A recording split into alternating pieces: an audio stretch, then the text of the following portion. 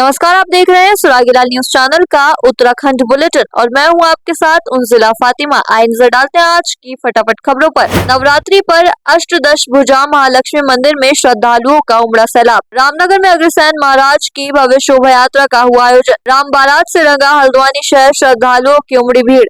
आत्मनिर्भरता की नई किरण, सितारगंज की महिलाएं दिवाली को करेंगी रोशन। रुद्रपुर अस्पताल में बिजली संकट, मरीजों को हुई भारी कठिनाई। बाजपुर में सड़क हादसे, 2 लोग गंभीर रूप से घायल।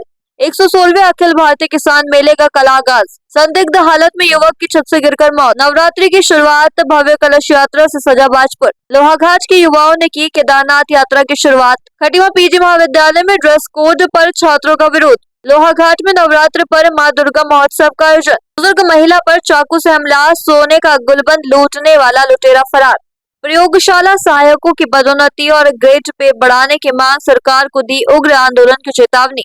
श्री रामलीला मंचन का भव्य शुभारंभ, कलाकारों ने किया शानदार प्रदर्शन। सरकार लागू करने जा रही परिवार रजिस्टर योजनाओं का लाभ पहुंचाने की दिशा में एक नया कदम। नगर निगम ने गठित की दगड़ू बेड़ी सेना, तहबाजारी शुल्क वसूली के साथ जन जागरूकता अभियान की शुरुआत। सीएम पुष्कर सिंह धामी ने किया किसान मेले का शुभारंभ। इको विलेज धौलछीना में नवरात्र के दूसरे दिन लोक गीतों का आयोजन। एक्शन में वन विभाग रेंजर ने अपनी जान पर खेलकर बेशकीमती खैर की तस्करी पर लगाया ब्रेक। अब खबरें विस्तार से। लालकुआं में शारदीय नवरात्रि के पहले दिन विभिन्न मंदिरों में मां शैलपुत्री की पूजा अर्चना की गई। बेरी पड़ाव स्थित अष्टादश भुजा महालक्ष्मी मंदिर में सभी 9 रूप विद्यमान है, जहाँ श्रद्धालु दूर दूर से आकर आराधना कर रहे हैं। मंदिर में पूजा के दौरान महिलाएं माँ भगवती के गीत गा रही है, जिससे माहौल भक्तिमय हो गया है। संवाददाता सचिन गुप्ता की रिपोर्ट। धर्म का माँ भगवती की आराधना का दिन है, जिसे हम लोग शारदीय नवरात्रि के रूप में मनाते हैं। हमारे यहाँ 4 प्रकार की नवरात्रि होती है। एक तो शारदीय नवरात्रि और दूसरा वासंतिक नवरात्रि और 2 यहाँ पर गुप्त नवरात्रियाँ होती हैं। इन चारों नवरात्रियों का अपना अपना विशेष महत्व है, किंतु शरद ऋतु के काल में भगवान माँ जगतदात्री देवी अपने 9 रूपों के स्वरूप के साथ इस धरा पर आती हैं और सभी श्रद्धालु भक्त लोग माँ भगवती की आराधना पूर्ण रूप से यह शरद ऋतु के आगमन की खुशी में होती है। आज सभी लोग प्रातः उठ करके माँ भगवती के जो चित्र होते हैं उनको साफ सुथरा करके जौ की स्थापना करते हैं और माँ को लाल वस्त्र बहुत पसंद है, तो माँ का लाल वस्त्र से श्रृंगार करके फूल माला और धूप दीप से भगवती को नारियल रख करके और जौ बोते हमारे यहाँ पर, तो इस तरह करके भगवती की आराधना की जाती है। और अष्टादश भुजा श्री महालक्ष्मी मंदिर में शारदीय नवरात्रि के पावन अवसर पर अनेकों कार्यक्रम होते हैं। माँ भगवती की विधिवत आराधना होती है और कहा भी गया है हमारे शास्त्रों में, जब माता सती सीता जब उनका विवाह नहीं हो रहा था तो वह भगवती की आराधना करने के लिए भगवती गौरी की मंदिर पे गई। जय जय गिरिवर राज किशोरी, जय महेश मुखचंद्र चकोरी, जय गज बदन खडानन माता। इस तरह करके माँ भगवती आराधना करती है। और हमारे शास्त्रों में यह कहा गया है कि जो कन्या कुमारी होती है, जिनके शादी का योग नहीं होता है या नहीं बन पा रहा है, वही शारदीय नवरात्रि में आकर के माँ भगवती की आराधना करें। निश्चित ही माँ भगवती 9 दिनों में उनके विवाह का जो शुभ दिन है वह निश्चित से करेंगी। इसी तरह इस महालक्ष्मी मंदिर में आकर के और दूर दूर से श्रद्धालु आ रहे हैं, क्योंकि यहाँ की जो परंपरा है, यहाँ का जो नियम है, वह अपने आप में एक अलग महत्व रखता है। क्योंकि पूज्य गुरुदेव जी द्वारा अष्टादश महालक्ष्मी और प्रथम शैलपुत्री से लेकर के 9 देवियों तक की जो स्थापना है, काशी के मूर्धन विद्वानों के द्वारा किया गया, विधि पूर्वक किया गया है। इसीलिए समाज के सुधार के लिए भी यह अनेकों कार्यक्रम होते हैं। इस शारदीय नवरात्र के दौरान यहाँ पर 3 तारीख से और 11 तारीख तक श्री राम कथा का भी आयोजन किया गया है। आप सभी को शारदीय नवरात्रि की हार्दिक शुभकामनाएं और बधाई। रामनगर में श्री अग्रवाल सभा समिति द्वारा अग्रसेन महाराज की विशाल शोभा यात्रा बैंडबाजी के साथ निकाली गई, जो कि 1981 से लगातार आयोजित हो रही है। इस शोभा यात्रा में सुंदर बग्घी में महाराजा अग्रसेन का स्वरूप और उनके 18 गोत्र भी प्रदर्शित किए गए। शोभा यात्रा का नगर में विभिन्न स्थानों पर स्वागत भी किया गया। संवाददाता राजीव अग्रवाल की रिपोर्ट। सन 1980 से रामनगर में श्री महाराज अग्रसेन जी की शोभा यात्रा का शुभारंभ हुआ था। तब से बराबर अनवरत शोभा यात्रा निकाली जाती है और इसमें महाराज जी का स्वरूप एक बग्घी के ऊपर निकालते हैं हम लोग। साथ में जो 18 गोत्र हैं हमारे समाज के, तो उनका भी स्वरूप बच्चों के द्वारा निकाला जाता है। सुबह आज 3 तारीख नवरात्रों के प्रथम दिन ये वाले नवरात्र आते हैं। नहीं, नवरात्रि शारदीय नवरात्रों में प्रथम दिन महाराज जी की जयंती होती है। इस दिन हम सुबह प्रातः अग्रवाल सभा में हवन पूजन का कार्यक्रम रहता है और शाम को शोभा यात्रा का कार्यक्रम रहता है। और कल दोज के दिन श्री अग्रवाल सभा भवन में ही समस्त अग्रवालों का सामूहिक भोज का प्रबंध रहता है अग्रवाल सभा में। और ये अनवरत सन 82 से भोज भी और 81 से शोभा यात्रा अनवरत चलती आ रही है और हम इसको निकालते हैं। हल्द्वानी में उत्तराखंड की सबसे प्राचीन रामलीला में भगवान श्री रामचंद्र के विवाह के अवसर पर भव्य राम बारात का आयोजन हुआ। इस अवसर पर हजारों भक्तों ने बढ़ चढ़ कर हिस्सा लिया, जिससे पूरा शहर भगवामय हो गया। राम बारात लटूरिया बाबा आश्रम से रामलीला मैदान तक गई, जहां भक्तों ने पुष्प वर्षा कर स्वागत किया। विभिन्न धार्मिक झांकियों के साथ इस बारात को निकाला गया, जिसमें भक्त मौजूद रहे। संवाददाता दीपक अधिकारी की रिपोर्ट।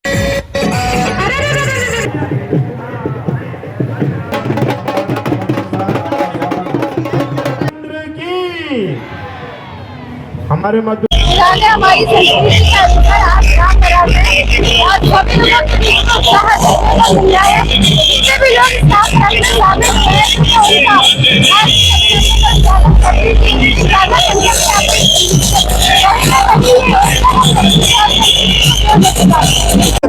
ये राम बारात वास्तव में समाज के अंदर बड़ा हर्ष का वातावरण इसने बनाया है। ये पिछले लंबे समय से यहाँ पर बारात का आयोजन किया जाता है और ये मैं अपनी सीट मंदिर जो कमेटी है इसको बहुत बहुत बधाई देना चाहता हूँ कि आपके माध्यम से जो आयोजन किया जा रहा है निश्चित ही रूप से समाज को नई दिशा और नई दशा प्राप्त देगा। श्री राम की बारात का आज हमें सौभाग्य मिल रहा है कि हम जैसे प्राचीन शिव सेवा समिति की छोटी सी समिति इतना बड़ा भव्य काम आज श्री राम के आशीर्वाद से कर पा रही है।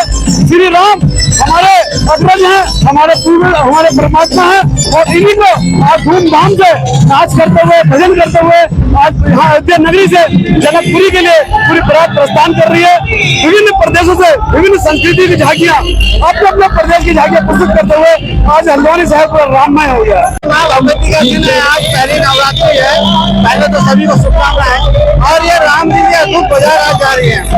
राम जी के स्वागत में लोग हजारों खड़े हैं और हम भी राम जी की बारात में सभी समूह के साथ खड़े हैं। मैं तो सभी को ये जैसे आज अयोध्या यहाँ पर आ गई हो, आज अयोध्या का हर व्यक्ति राम जी की बारात में जाने को ललायित हो, मैं सभी को शुभकामनाएं देता हूँ। इस आयोजन करता समिति को भी बहुत बहुत कोटि धन्यवाद देता हूँ। सितारगंज ब्लॉक की महिलाएं अब आत्मनिर्भरता की ओर बढ़ रही हैं। 40 महिलाओं ने मोमबत्ती और धूपबत्ती बनाने का प्रशिक्षण प्राप्त किया है, जिससे इस दिवाली को रोशन करने के लिए स्वदेशी सामान का उपयोग बढ़ेगा और चाइनीज सामान का बॉयकॉट होगा। राज्य ग्रामीण आजीविका मिशन के तहत इन महिलाओं ने रंगीन दीपक और खुशबूदार धूपबत्ती बनाना शुरू कर दिया है। संवाददाता नारायण सिंह रावत की रिपोर्ट। तो खरीदने के लिए ही तो है।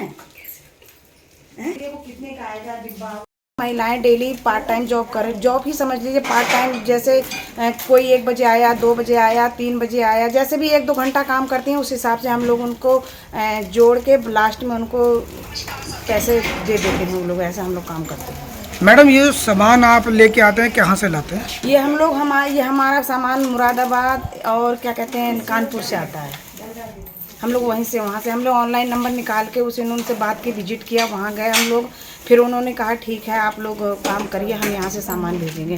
ट्रांसपोर्ट द्वारा हमारा सामान आता है। हम लोग ये अभी तो पहले तो हम लोग घर घर जाते थे। अब क्या है कि कुछ जगह पे कुछ मेन 2-4 जेंट्स मतलब वो हो गए हैं, महिलाओं को दे आते हैं कि आप लोग ये बेचिए और आपको जो उनको मिल जाता है, उनका जो होता है मुआवजा जो भी उस तरह के होता है 10-20 रुपये उनको भी मार्जिन मिल जाता है। बस ऐसे ही होता है। बमनपुरी चौमेला। मेरा नाम पूनम है। रुद्रपुर के जिला अस्पताल में घंटों बिजली कटने से मरीजों को काफी परेशानियों का सामना करना पड़ रहा है। गायनी वार्ड में भर्ती महिलाएं और उनके तीमारदार गर्मी से बेहाल हैं, जबकि नवजात बच्चों की रोने की आवाजें गूंजती रहती हैं। बिजली न होने से मरीज पानी के लिए तरस गए हैं। बिजली की आपूर्ति बाधित होने की सूचना जिले के डीएम उदयराज सिंह तक पहुंची, जिसके बाद अस्पताल प्रशासन ने इमरजेंसी और लेबर रूम में इन्वर्टर से बिजली की सप्लाई शुरू कर दी। वहीं डीएम ने स्वास्थ्य विभाग और ऊर्जा निगम के अधिकारियों को बिजली आपूर्ति को जल्द ठीक करने के निर्देश दिए हैं। संवाददाता दुर्गेश तिवारी की रिपोर्ट।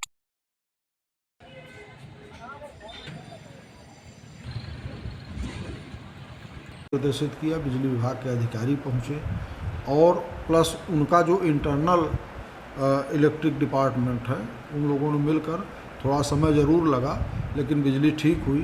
फ्यूचर के लिए मैंने निर्देश दिया है कि आप हमेशा अल्टरनेट व्यवस्था रखिए, कभी बिजली जाए तो जनरेटर से चलाइए या जहाँ जहाँ पर आपके पास जनरेटर के अलावा अन्य विकल्प हैं उनकी तैयारी रखिए, लेकिन भविष्य में ऐसी गलती नहीं होनी चाहिए। सीएमओ को मैंने हिदायत दी है, सीएमओ को भी निर्देश दिए। कल लाइट का 5 बजे पता लगा कि लाइट जिला चिकित्सालय में नहीं आ रही है, क्योंकि इन्वर्टर पर तब तक काम कर रहे थे इन्वर्टर। जब इन्वर्टर ने काम करना बंद किया तो पता लगा कि लाइट में फॉल्ट है, बड़ा फॉल्ट है। तो इसकी जांच की गई, सबको हाइडल वाला बुलाया गया, तो बहुत बड़ा फॉल्ट था। और उसके बाद में मेडिकल कॉलेज में लाइट की व्यवस्था पूरी थी, वहाँ पे मरीजों को शिफ्ट किया गया। आईसीयू में इन्वर्टर को दोबारा से चेंज किया गया और लाइट को बहाल किया गया। 3 घंटे इसमें लग गए थे। 10:30 के लगभग लाइट दोबारा से मेडिकल कॉलेज से यहाँ पे कनेक्शन दे दिया गया था, सब वार्ड में, आईसीयू में, सब जगह। सर अरे भैया 11:30 बजे तक तो मैं यहाँ बैठा था। कल 2 अक्टूबर को सारा प्रशासन यहाँ पे था, सफाई हो रही थी यहाँ पे, उस समय लाइट थी। लाइट हमें जो इन्वर्टर ने काम करना बंद किया है, इसका मतलब 2-3 घंटे तो इन्वर्टर ने लिए होंगे। इन्वर्टर जब काम करना बंद कर दिया इन्वर्टर ने, उसके बाद में तुरंत एक्शन लेके और व्यवस्था सुचारू की गई है। सारे आईसीयू उसमें सुचारू की गई है, एचडीयू सुचारू किया गया है, इमरजेंसी सुचारू की गई है। मरीज में जो वैसे मरीज थे उनको गायनी वाले मरीजों को मेडिकल कॉलेज में शिफ्ट कर दिया गया है। वहाँ पे हमारे काफ़ी बेड थे खाली, वहाँ शिफ्ट कर दिया गया, किसी को कोई परेशानी नहीं हुई है। और उसके बाद में लाइट सुचारू हो गई है। मेडिकल कॉलेज से टाइम तो इतना लेता ही है, कोई टेक्निकल फॉल्ट है और वहाँ से इतना तार यहाँ तक लाना है तो उसमें थोड़ा टाइम तो लगता ही है। बाजपुर में 2 अलग अलग सड़क हादसों में 2 लोग गंभीर रूप से घायल हो गए। दोनों को जिला चिकित्सालय में प्राथमिक उपचार के बाद हायर सेंटर रेफर किया गया। पहला हादसा कुमुद जोशी का था, जो अल्मोड़ा से स्कूटी पर बाजपुर आ रहा था। देर रात एक मवेशी से टकराकर उसकी स्कूटी गिर गई, जिससे उसे गंभीर चोटें आई। दूसरा हादसा प्रदीप के साथ हुआ, जो लैब का सामान लेकर बाइक से जा रहा था। अचानक बाइक का पिछला टायर फट गया, जिससे वह सड़क पर जा गिरा और घायल हो गया। स्थानीय लोगों की मदद से उसे अस्पताल पहुंचाया गया, जहां उसका उपचार किया गया। संवाददाता लवकुश श्रीवास्तव की रिपोर्ट।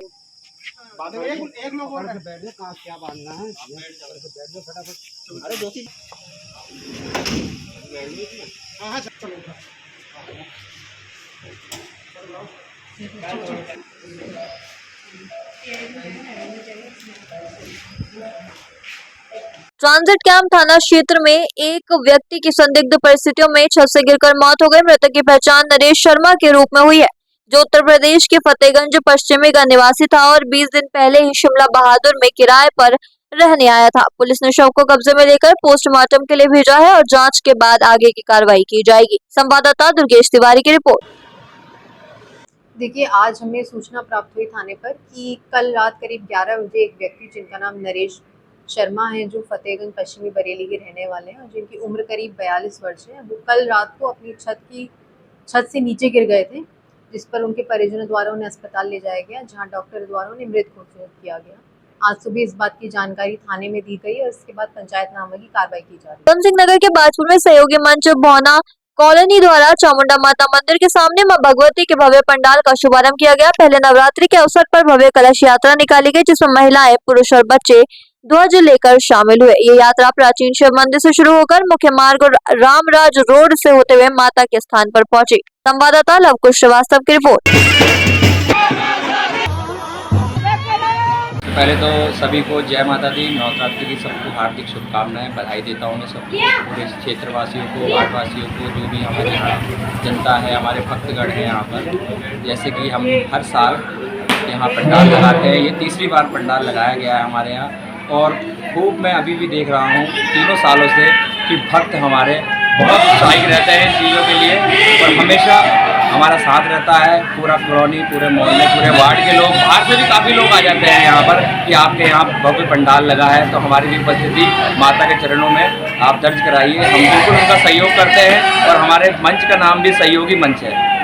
ये यात्रा आपकी कहते हैं बड़े शिव मंदिर से हल्द्वानी अड्डे से लेकर भोना कॉलोनी वार्ड नंबर 12 में यहाँ पे माता की मूर्ति स्थापित की गई है। 9 दिन का ये प्रोग्राम चलेगा हमारा और 9 दिन के बाद विजयदशमी के दिन इसका विसर्जन होगा। माता लोहाघाट ब्लॉक के डुंगरा बोरा क्षेत्र के 2 युवा दीपक सिंह और ध्रुव बोरा ने प्रथम नवरात्र पर बाबा केदारनाथ की कठिन पैदल यात्रा की शुरू। उन्होंने सुबह गढ़मुक्तेश्वर धाम से यात्रा की शुरुआत की और लोहाघाट पहुंचने पर उनका जोरदार स्वागत किया गया। कुल मिलाकर दोनों युवक लगभग 1000 किलोमीटर की कठिन यात्रा करेंगे, जिसमें लोहाघाट से केदारनाथ की दूरी 500 किलोमीटर है। यात्रा को लेकर युवाओं में खासा उत्साह देखने को मिल रहा है। संवाददाता लक्ष्मण बिष्ट की रिपोर्ट। काफी टाइम हो गया, मतलब मैं शिव जी का पहले से भक्त रहता था और काफी प्रॉब्लम्स ऐसी हुई मेरी लाइफ में जिनमें कि किसी ने सपोर्ट नहीं किया, तो मेरे को ऐसा लगता है कि एक ऐसी कोई ऊर्जा है जो मुझे सपोर्ट करती है। तो इसी वजह से मेरा ड्रीम था कि मैं जाऊं केदारनाथ, तो जब भी जाऊं पैदल जाऊं। सो मेरी ये फर्स्ट ट्रिप है जो मैं पैदल ही करना चाहता हूँ यहाँ से केदारनाथ तक। भटक रहा हूँ तो अभी तो हमारे अंदाज से जो हमने अपने हिसाब से मैनेजमेंट करके बनाया, तो 4 से 5 दिन हमें यहाँ से लगेंगे केदारनाथ जाने के लिए। तो भाई हमारे इनने इतनी हिम्मत करी और एक ध्रुव है छोटा भाई, इसने भी बहुत बड़ी हिम्मत करी। हिम्मत क्या करी, हिम्मत देने वाले शिव जी ही हैं इनको, जो इनको इतना बड़ा प्रेरणा का स्रोत दिया कि इतनी बड़ी यात्रा ये करें और पैदल करें। और निकले हैं दोनों भाई, इतना साहस किया है तो शिव जी ही इनको भी साहस भी देंगे और सामर्थ्य भी देंगे। और इतना ही कहूँगा, फटाफट सकुशल वापस आएँ दोनों। और कोई भी दिक्कत हो, कुछ भी परेशानियाँ हों, लच्छुदा हैं, विपिनदा हैं, ताऊ जी हैं हमारे सबसे सीनियर, मैं हूँ, सीधे संपर्क रखा है आपने, सीधे कॉल करना है हमें। कोई भी दिक्कत आती है रास्ते में तो सीधे हमें कॉल करें। माँ साहब है हमारे, दादा और सब लोग हम, ठीक है। ये बहुत बड़ी चुनौतीपूर्ण यात्रा है और मुझे तो बड़ा अच्छा लग रहा है इन दोनों युवाओं को देखकर। आज के युवाओं में ऐसी सोच, ऐसी समझ होना भी बहुत बड़ी बात है। हम तो पूरे क्षेत्र की तरफ से हम लोग इनको शुभकामनाएं देते हैं और इनका उत्साहवर्धन करते हैं कि इन्होंने इतनी कठिन यात्रा को चलने पे कोशिश की है। और मैं चाहता हूं कि पूरे लोहाघाट की तरफ से हम लोग इनका स्वागत और अभिनंदन भी करते हैं कि इन्होंने हम लोगों को इस अपनी यात्रा के लिए भागीदारी बनाया। और जब ये आएंगे, जैसा कि ताऊ जी ने बता दिया है, जब ये आएंगे और हम इनका बहुत ही ज़ोरदार वेलकम करेंगे और एक प्रेरणा स्रोत भी युवाओं के लिए है। बस इतना ही कहना चाहिए। क्योंकि पहले तो ये उन्होंने बहुत बड़े चुनौती को स्वीकार किया है। इतनी लंबी पैदल यात्रा जाना और आना, ये कोई सब सामान्य जज्बे वाले लोगों के लिए नहीं है। जब जज्बा रखा है, इनकी धार्मिक यात्रा है, जब बोले कि यहाँ जाने का ऐसा इनका जज्बा, तो निश्चित रूप से इनकी यात्रा सफल भी होगी। इनको बोले शक्ति भी देंगे, सामर्थ्य भी देंगे, इनकी यात्रा शुभ होगी। इससे न केवल इनकी यात्रा पूरी होगी, तमाम नौजवानों के लिए एक बड़ी प्रेरणा भी होगी और क्षेत्र के लोगों के लिए भी ये धन्यवाद सर। अभी हमारे क्षेत्र के युवा एक धार्मिक तीर्थ यात्रा में जा रहे हैं। हम सब क्षेत्रवासी इनका स्वागत करते हैं और अभिनंदन करते हैं और उनको धन्यवाद प्रेषित करते हैं। युवाओं के लिए भी ये ज़्यादा हमारे प्रेरणा स्रोत हैं। और हम लोगों ने यहाँ पे जितने लोग हैं, हमारे ताऊ जी लोग हैं, विपिन जी लोग हैं, पनेठा जी लोग हैं, हम सब लोगों ने इसमें यात्रा किस ढंग से की जाए, अपने पास क्या क्या रखना, फर्स्ट एड बॉक्स और कई चीज़ें जो भी ज़रूरत होती है इस यात्रा के लिए, वो भी हमारे द्वारा एक टिप्स दिए गए हैं। और फिर से हर हर महादेव, यात्रा शुभ हो। चाहे तो एक साथ होनी चाहिए, सब लोग एक साथ बैठना ही नहीं चाहते। पापा, try this. लो, सब लपक लिए।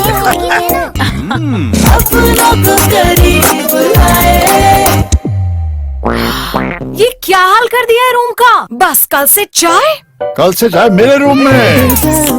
देवर पान नमकीन। हेमवती नंदन बहुगुणा पीजी महाविद्यालय खटीमा में ड्रेस कोड को लेकर विवाद खड़ा हो गया। महाविद्यालय प्रशासन ने यूनिफॉर्म लागू की है, जिसका कुछ छात्रों के द्वारा विरोध किया जा रहा है। प्राचार्य डॉक्टर गुरिंदर सिंह का कहना है कि शासनादेश के अनुसार ड्रेस कोड लागू किया गया है और 95% छात्र इसे मानते हैं। उन्होंने कहा कि उनका उद्देश्य असामाजिक तत्वों की विद्यालय में एंट्री रोकना है। संवाददाता ईश्वर सिंह की रिपोर्ट। कोई बात नहीं। शासनादेश के अनुरूप ड्रेस कोड लागू किया गया है और ड्रेस कोड में बच्चे लगभग 95% छात्र छात्राएं आ रहे हैं। कुछ बच्चे हैं जिनकी कुछ मजबूरी रही, जिसकी वजह से इस प्रकार की स्थिति उत्पन्न हुई, उनको अतिरिक्त समय दे दिया गया है और किसी प्रकार का कोई विवाद महाविद्यालय में नहीं है।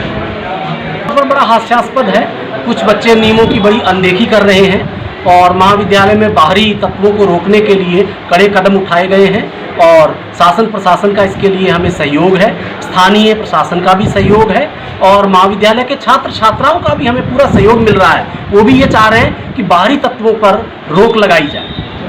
इस प्रकार का कोई भी हमारे महाविद्यालय स्तर पर प्रावधान या इस प्रकार का कोई मद नहीं है जिससे कि हम इनको ड्रेस उपलब्ध करा सकें, लेकिन व्यक्तिगत स्तर पर अगर किसी बच्चे का कोई है तो उसको हम अपनी तरफ से मदद देंगे। पर इसके लिए हम प्रोक्टोरल बोर्ड की मीटिंग रखेंगे और जो भी संभव हमारे से मदद हो सकेगी उनकी मदद करेंगे। उनको पूरा कॉलेज प्रशासन उनके साथ, ऐसे बच्चों के साथ खड़ा है। देखिए, अभी छात्र संघ चुनाव की तिथियां तय नहीं हुई हैं, अभी प्रस्तावित हैं और जल्दी ही छात्र संघ चुनाव की तिथियां घोषित शायद हो जाएंगी और उसके बाद महाविद्यालय स्तर पर हमारी तैयारियां पूर्ण हो चुकी हैं और महाविद्यालय सूचितापूर्वक चुनाव कराने के लिए तत्पर और तैयार है। प्रशासन का महाविद्यालय को पूरा सहयोग है और उनके लिए हम प्रशासन का धन्यवाद करते हैं। डॉक्टर गुरेंद्र सिंह, प्राचार्य खटीमा महाविद्यालय। है वो शासन का नाम लेके बच्चों का शोषण कर रहा है। देखिए, ऐसा कोई भी लिखित में आदेश नहीं आया है अभी तक कि बच्चों को ड्रेस कंपलसरी करी जाए। हम जिस सीमांत क्षेत्र के महाविद्यालय में पढ़ते हैं उस महाविद्यालय में कई ऐसे परिवार हैं कि इतने गरीब परिवारों से हैं कि अपनी फीस भरने के लिए भी उन लोगों को बहुत बार सोचना पड़ता है कि हम फीस कैसे भरेंगे, कहाँ से लाएंगे फीस। तो ऐसी स्थिति में बच्चों पर ड्रेस का दबाव थोपना, बच्चों को कॉलेज गेट पर रोक देना कि आपने ड्रेस नहीं पहनी है, आप कॉलेज के अंदर नहीं आ सकते हो।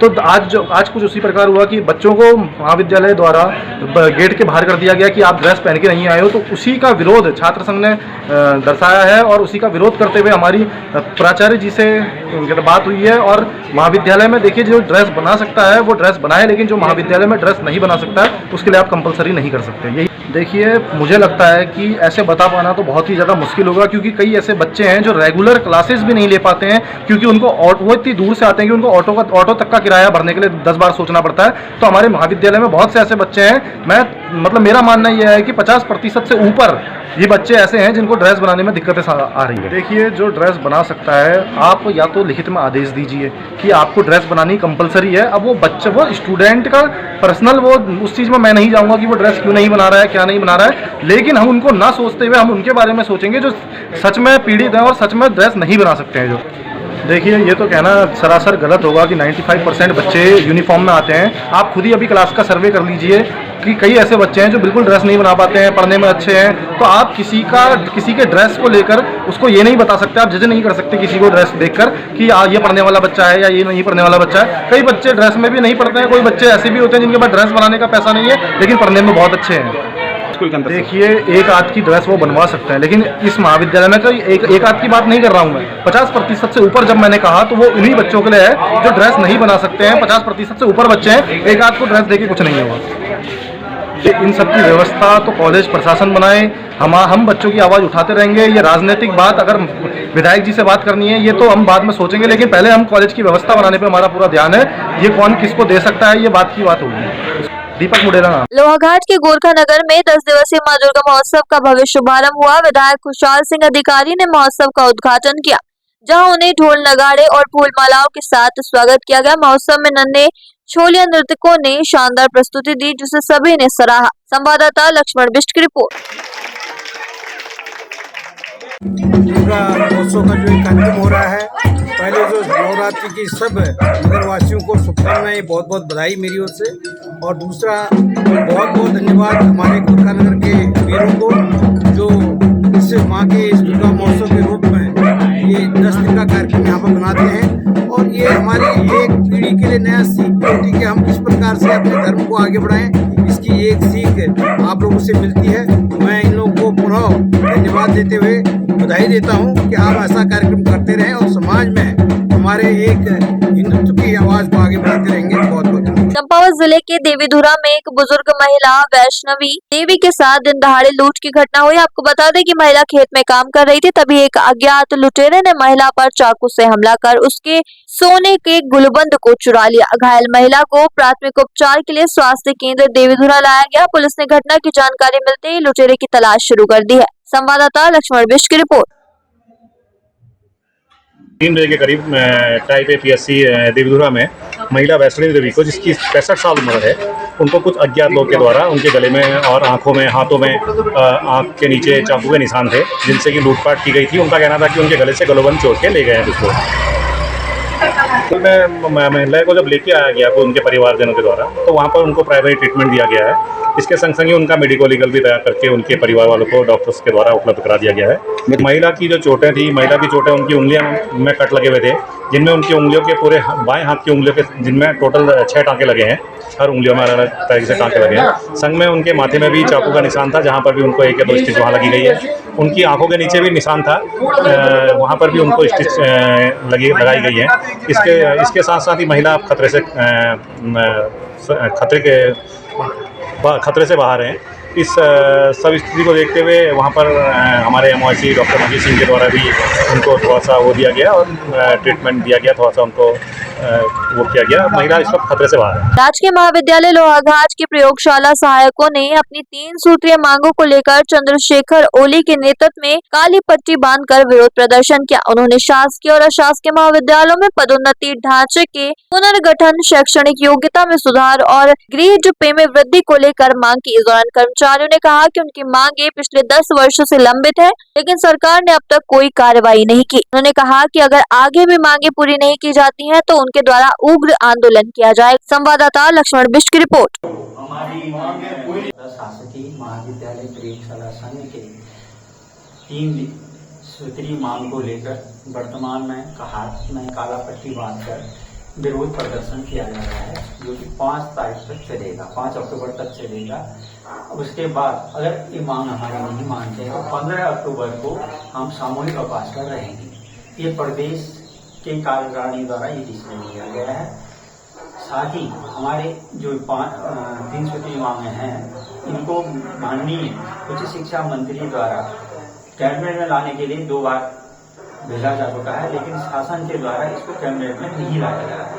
अतः हम लोग निरोध कर रहे हैं कि अगर हमारी ये मांगे पूरी नहीं हुई तो 15 तारीख को हम सामूहिक अवकाश पर रहेंगे तथा हमारी जो ये 3 सूत्रीय मांगे हैं, यह जो है कैबिनेट में लाने के लिए कई बार मंत्री द्वारा इस पर जो है अपनी आख्या दे दी गई है, मंत्रिमंडल में लाया जाए। हमारा ये 3 सूत्रीय मांगे मंत्रिमंडल में लाई जाए।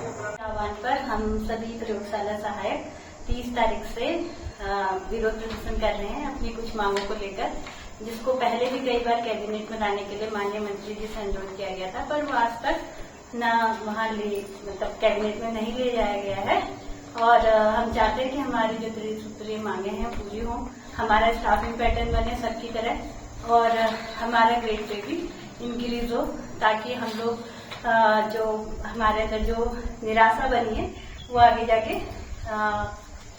आशा में परिवर्तित होती है। सिंह नगर के बाजपुर में चीनी मिल मैदान में श्री रामलीला मंचन का शुभारंभ हो गया है। इस दौरान चीनी मिल के प्रबंधक हरवीर सिंह की पत्नी रजनी ने पूजा अर्चना के साथ इस कार्यक्रम की शुरुआत की।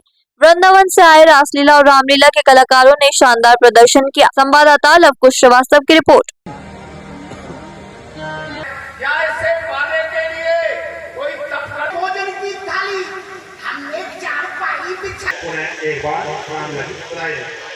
शुगर मिल जो है, इसमें बहुत पहले से ही रामलीला का मंचन होता रहा है और ये 3रा वर्ष है कि जो बाहर से कलाकार आके जो है इस रामलीला का मंचन कर रहे हैं, जहाँ पे प्योरली सिर्फ श्री रामलीला का ही मंचन होता है, अन्य कोई कार्यक्रम यहाँ नहीं होता है। 8 बजे से लेके और 11 बजे तक का ये मंचन हुआ करेगा और 3 तारीख से लेके 13 तारीख तक मर्यादा पुरुषोत्तम राम जी के जो मर्यादित जो उनका आचरण रहा है, अपने पिताजी का कहना माना, भाई ने बड़े भाई का कहना माना, जो आजकल परिवारों में नहीं दिखाई देता है। मैं उम्मीद करता हूँ कि ये जो रामलीला का मंचन है, ये फिर से हमारा वही युग, वही से हमारा आपसी भाईचारा, आपसी प्यार जो है, चाहे वो परिवार का हो चाहे समाज का हो, उसको पुनः स्थापित करने में हमारा सहयोग होगा और लोग इससे जो है सीख लेंगे और मर्यादित अपना आचरण व्यवहार करेंगे। मैं हल्द्वानी में 2 बार, मैंने एक बार राजा दशरथ का और एक बार राजा जनक का मैंने रोल किया है। ये हमारे जो समाज का एक चित्रण है कि उसमें ये देखिए कि राजा जो है दशरथ हैं, जनक जो हैं, उनके द्वारा अपनी पुत्री के लिए सर्वोच्च वर चुना, लेकिन उनके प्रारब्ध में वनवास जाना लिखा था, इसलिए ये जो प्रारब्ध में है वो होकर रहेगा। लेकिन उससे हमें किसी को घबराना नहीं, अपने प्रारब्ध के साथ हमें लड़ना है, सीखना है और आगे बढ़ना है। बात करी जाए सोशल मीडिया में आजकल जो जिस तरह से रील्स बना के और अपना अर्धनग्न लोगों द्वारा उसको जो है प्रसारित किया जा रहा है पैसों के लिए, उससे नशाखोरी या अन्य व्यभिचार जो है वो ज़्यादा बढ़ रहे हैं। अगर इस तरह से साफ़ सुथरी रामलीलाओं का मंचन होता रहेगा तो मैं समझता हूँ कि हमारे युवा जो है भटकेंगे नहीं। और सबसे बड़ी बात जो है नशा, इससे दूर होंगे। और नशा ही सबसे ज़्यादा जो है उसकी जड़ है जो जितने भी गलत काम होते हैं। मैं उम्मीद करता हूँ कि यहाँ लोग आएँ। जब मैं शुरुआत में यहाँ आया था उस समय यहाँ मैं देखता था बच्चे बहुत नशा करते थे। आज उस चीज़ को काफ़ी जो है बदलाव आया है, रोक लगी है। मैं उम्मीद करता हूँ कि आगे जो भी थोड़े बहुत लोग रह गए हैं वो नशा नहीं करेंगे, अच्छाई की ओर बढ़ेंगे। मैं वृंदावन से हूँ, अपनी रामलीला रासलीला पार्टी चलती है वृंदावन से, और सर जी का इतना स्नेह है। सर जी पहले हल्द्वानी में भी 2 बार का सानिध्य मिला है, और फिर यहाँ अपने शुगर फैक्ट्री में भी पिछले साल मैं नहीं आ पाया, सर का फ़ोन आया था और मेरा दूसरी जगह कार्यक्रम था, सर का स्नेह था, फ़ोन आया तो मैं सर के यहाँ आया, बहुत अच्छा लगा। नहीं, रास्ते से बहुत चलते हैं, ठाकुर जी की कृपा से। टीवी का माध्यम एक अलग है और रासलीला का, रामलीला का माध्यम एक अलग है कि नहीं? इससे लोग बाग जुड़ते हैं, देखते हैं, है कि नहीं? वहाँ तो टीवी पे देखते हैं, अपना मेन चीज ये है जिस तरह से जहाँ बुलाते हैं वहाँ चलता है, बढ़िया चलता है, ऐसी बात नहीं है। तो कोई फर्क नहीं है भैया। वो तो सर से मेरी बात हो गई थी 4 दिन पहले, नहीं तो मेरा लंदन का प्रोग्राम था, पर सर से बात हो गई तो सर से जो मेरा स्नेह है कि नहीं, उस स्नेह के कारण मैंने कही नहीं, सर का खबर हो गई तो मुझे सर के यहाँ जाना है, बाजपुर शुगर फैक्ट्री। बहुत अच्छा लगा भाई, जनता ने मुझे इतना स्नेह और प्रेम दिया, दोबारा मुझे याद किया भाई। पिछली साल भी याद किया, पर मैं पहले ही मेरा मंडल बुक हो गया था, इस कारण से मैं नहीं आ पाया। इस साल ठाकुर जी की कृपा हो गई तो मैं आया। हर बार मैं तो बार आने का प्रयास करूंगा, और ये तो सर की मेरे ऊपर स्नेह है जो मुझे याद है। प्रदेश में सरकार परिवार रजिस्टर योजना लागू करने जा रही है, जिसके तहत सरकारी योजनाओं का लाभ उठाने वाले परिवारों का डेटा तैयार किया जाएगा। इस योजना का उद्देश्य उन परिवारों तक योजनाओं का लाभ पहुंचाना है जो अब तक इससे वंचित हैं। साथ ही जो परिवार गलत तरीके से योजनाओं का लाभ ले रहे हैं उनकी जानकारी भी इस रजिस्टर से प्राप्त की जा सकेगी। संवाददाता सुनील राज की रिपोर्ट।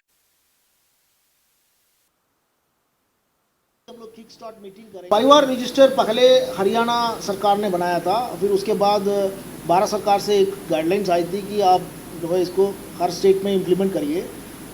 हालांकि हमारी जो प्रपोजल है वो हरियाणा सरकार ने जो बनाया था उससे भी थोड़ा सा आगे बढ़ कर के है। ये हरियाणा सरकार में तो केवल परिवार का जो डेटाबेस तैयार किया है, डेटाबेस तैयार करने के बाद उसको फर्दर यूटिलाइजेशन करने का कोई प्लान नहीं था। हम परिवार रजिस्टर में डेटाबेस तैयार करने के साथ साथ हमारी जो बेनिफिशियरी ओरिएंटेड प्रोग्राम्स हैं उसकी बेटर टारगेटिंग के लिए प्लान्स बनाएंगे। क्योंकि इस एक्सरसाइज को करने के बाद हमें मालूम पड़ेगा कि कुछ परिवार ऐसे होंगे जो बार बार जो है सरकारी योजनाओं का फ़ायदा ले रहे होंगे, और कई परिवार ऐसे होंगे जो एक बार भी नहीं लिए होंगे। ये हमारे संज्ञान में आ जाएगा तो उसके बाद हम लोग इसको बेटर टारगेटिंग कर सकते हैं। जो छूटे हुए परिवार हैं उनको भी सरकारी योजनाओं का लाभ मिलेगा। हल्द्वानी में नगर निगम ने नए वार्डों में तहबाजारी शुल्क वसूलने के लिए दगड़ू बेड़ी सेना का गठन किया है। मुख्य नगर आयुक्त के अनुसार ये सेना न केवल शुल्क वसूलेगी बल्कि जन जागरूकता अभियान भी चलाएगी। अभियान केंद्र और राज्य सरकार की जन कल्याणकारी योजनाओं के लाभार्थियों की पहचान करने और उनकी जानकारी फैलाने पर केंद्रित होगा। इसके साथ ही दगड़ू बेड़ी सेना क्षेत्र में असामाजिक गतिविधियों पर नजर भी रखेगी। संवाददाता दीपक अधिकारी की रिपोर्ट। बीच में उपस्थित हैं हमारे गरीबी रेखा से नीचे। आज जो नगर निगम हल्द्वानी काठगोदाम में नया क्षेत्र 2018 के बाद ऐड हुआ था, उसमें तय बाजारी वसूलने के लिए दगड़ू बेड़ी सेना का गठन किया है। उनको आईडी कार्ड और उनको कार्य समझाया गया, आईडी कार्ड भी वितरित किए गए हैं। इस सेना के माध्यम से हम नए क्षेत्रों में तय बाजारी भी वसूलेंगे और महिला सशक्तिकरण की ओर भी एक कदम होगा, उनको भी वसूले हुए तय बाजारी में अपना शेयर मिलेगा। तो कहीं ना कहीं ये सभी के लिए अच्छी बात है। It's a win win situation for Nigam and डब्ल्यू बैणी सेना ऑल्सो। तो ये एक नया इनिशिएटिव है और हमें उम्मीद है कि बैणी सेना की तर्ज पर ये भी सफलता की नई ऊंचाइयों को पकड़ेगा। सीएम पुष्कर सिंह धामी आज पंतनगर एयरपोर्ट पहुंचे, जिसके बाद उन्होंने पंतनगर कृषि विश्वविद्यालय द्वारा आयोजित 116वें अखिल भारतीय किसान मेले का शुभारंभ किया। इस दौरान उन्होंने मेले में लगाए गए महिला समूह द्वारा लगाए गए स्टॉलों का अवलोकन भी किया, जिसके बाद उन्होंने गांधी हॉल में दुरुस्त और अन्य राज्यों से आए किसानों को संबोधित किया। इससे पूर्व उन्होंने प्रदेश के प्रगतिशील किसानों को सम्मानित भी किया। संवाददाता दुर्गेश तिवारी की रिपोर्ट।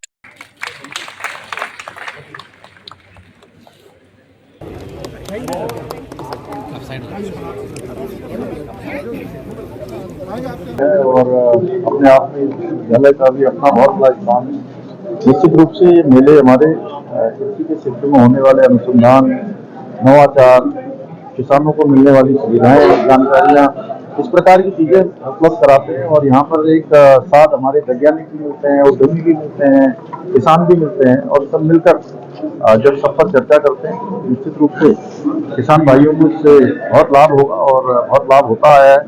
और भविष्य में और अच्छा हमारा विश्वविद्यालय करेगा। कृषि के क्षेत्र में, अनुसंधान के क्षेत्र में मेरी सभी किसान भाइयों को बहुत शुभकामनाएं कि हमारे प्रधानमंत्री जी का जो संकल्प है 2047 में भारत विकसित भारत बनेगा, तो उसमें हमारे किसान भाई भी उस प्रगति में तेजी से आगे बढ़ेंगे। किसान हमारी प्राथमिकता है, हमारे प्रधानमंत्री जी की प्राथमिकता है, हमारी प्राथमिकता। इको विलेज धौलछीना में नवरात्र के दूसरे दिन उत्तराखंड महापरिषद के कलाकारों ने लोकगीतों के माध्यम से स्कूली बच्चों तथा ग्रामीणों को झूमने पर मजबूर कर दिया।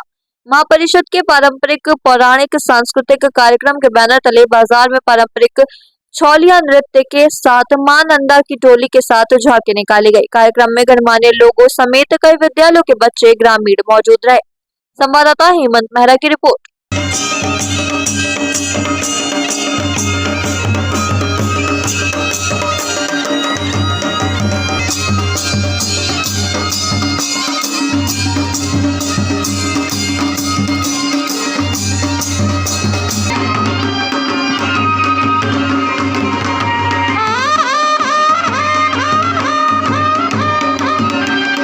चाहे तो एक साथ होनी चाहिए, सब लोग एक साथ बैठना ही नहीं चाहते। पापा, try this. लो, सब लपक लिए।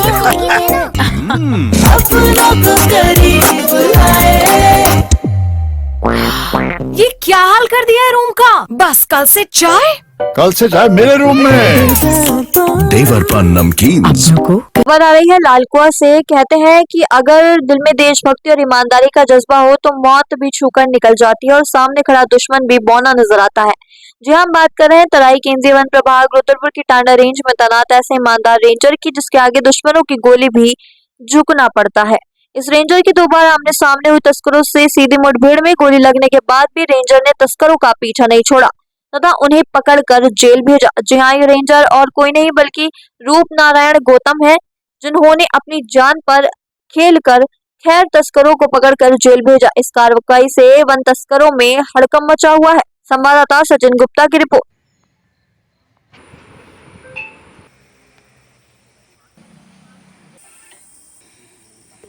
तराई का एरिया है, या जो जंगल है हमारे दक्षिणी सराय जो जंगलों का है वो आबादी और डैम से लगा हुआ है। खैर की तस्करी होती रहती है और हमारे द्वारा इस वर्ष लगभग 20 से 21 मामले उजागर हुए हैं, जिनमें कुछ तस्कर जेल भी गए हैं, वाहन सीज हुए हैं और इस दौरान अभी करीब 1 माह के अंतर्गत 2 नावें भी सीज हुई हैं।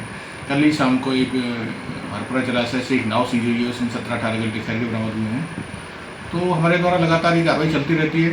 हमारे प्रभाग अधिकारी महोदय के द्वारा ये सख्त निर्देश हैं कि किसी भी प्रकार अवैध पातन न होने पाए, अगर हो भी जाता है तो उसका शीघ्र अनावरण किया जाए और उस पर ये विभाग लगातार कार्रवाई करता रहता है और ये लगातार जारी रहेगी। और हम ये सुनिश्चित करेंगे किसी भी कीमत पर अवैध पातन न होने पाए, अगर हो भी जाता है तो हम उसको या तो बरामदगी होती है या फिर अपराधियों के विरुद्ध कार्रवाई की जाती है। जैसा कि आपने देखा होगा पिछले माह सितंबर में 6 अगस्त को तस्करों से हमारी सीधी मुठभेड़ हुई और जिसमें मुझे गोली लगी, आप सब विदित हैं। हमारे 2-3 कर्मी घायल हुए, उधर से भी कुछ लोग घायल हुए, मुकदमा कायम हुआ है। और ये विभाग और पुलिस का लगातार ये कर्तव्य है कि हम जो हमारी वन संपदा है इसको किसी प्रकार का नुकसान न हो। आज के लिए बस इतना ही। ऐसी सभी खबरों के लिए जुड़े रहिए सुरागी लाल न्यूज चैनल के साथ। धन्यवाद।